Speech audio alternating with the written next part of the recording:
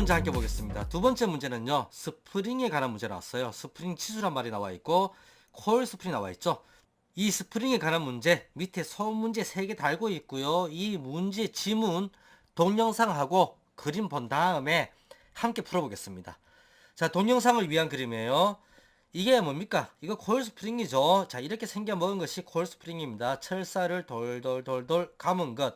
그래서 위에 하중이 가해지면 이만큼, 그죠? 변이가 생겨요. 델타 변이라고 합니다. 여기 보시면 수축력 나오죠. 자, 요만큼 변이가 생겨서 완축 역할도 하고요. 완축 역할에서 뭐 승용차나 또는 뭐 화물차에 많이 사용되죠. 화물차. 자, 이렇게 차량에도 사용이 되고 기계에도 사용이 됩니다. 그리고 에너지 저장의 역할도 합니다. 그래서 일을 해요. 이렇게 하중을 가하면 변이가 생기면서 내부 에너지, 즉 전달 능력에 의해서 내부 에너지가 쌓입니다. 내부 에너지가 쌓이면서 하중을 제거하게 되면 이렇게 올라오면서 일을 하겠죠.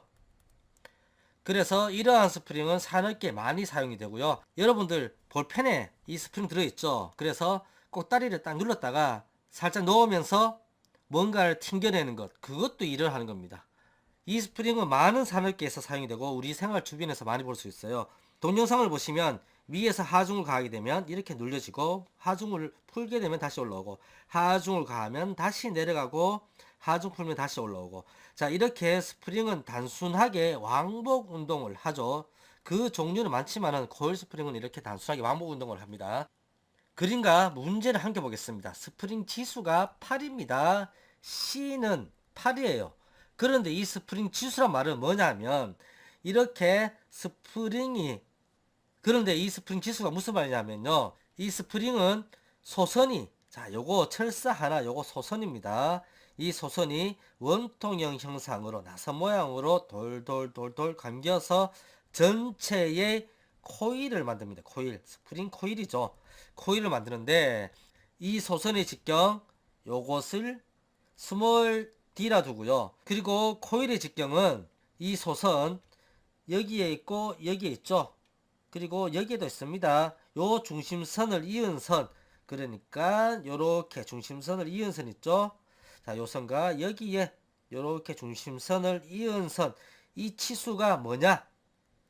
대문자 D로서 코일의 직경입니다. 코일 직경, 스프링의 유효경입니다. 스프링의 유효경이라고도 해요. 스프링 지수는 그래서 코일의 직경을 소선의 직경 스몰 d로 나누어준 값으로서 코일 직경이, 스프링의 직경이 소선의 직경보다 몇 배가 크다. 이 스프링 지수 값만큼 크다라는 의미입니다. 자, 8이라는 얘기는 코일 직경이 소선의 직경보다 8배가 크다라는 얘기죠. 그리고 스프링의 압축 하중이 300에서 800N 사이에서 변동할 때 이때 가해진 이 하중, 첫 번째 P1은 300N이에요. 최초의 자유 상태의 높이 나와 있지 않고 최초에 가해지는 하중 P1에 대해서 나와 있고, 자, 요거 P1입니다. 그리고 800N P2죠. P2일 때는 요렇게 짜부러집니다. P2일 때, 그리고 P1일 때, 자, P1, P2, P1, P1일 때 300N, P2일 때 800N. 그래서 요렇게 P1을 가했을 때 300N, P2를 가했을 때 800N인데 이때의 수축량, 자, 여기에서부터 여기까지의, 그죠? 델타는 25mm입니다. 요거를 델타라고 둡니다. 그리고 최대 전달 능력은 300MPa입니다. 최대 전달 능력 타우 맥스죠. 이렇게 800N이 가해졌을 때 최대 하중을 줘야 되겠죠. 그죠? 최대 전달 능력은 300을 주면 안 돼요. 또는 800에서 300을 준 델타 P, P2-P1이죠. 이 델타 P를 주면 안 됩니다.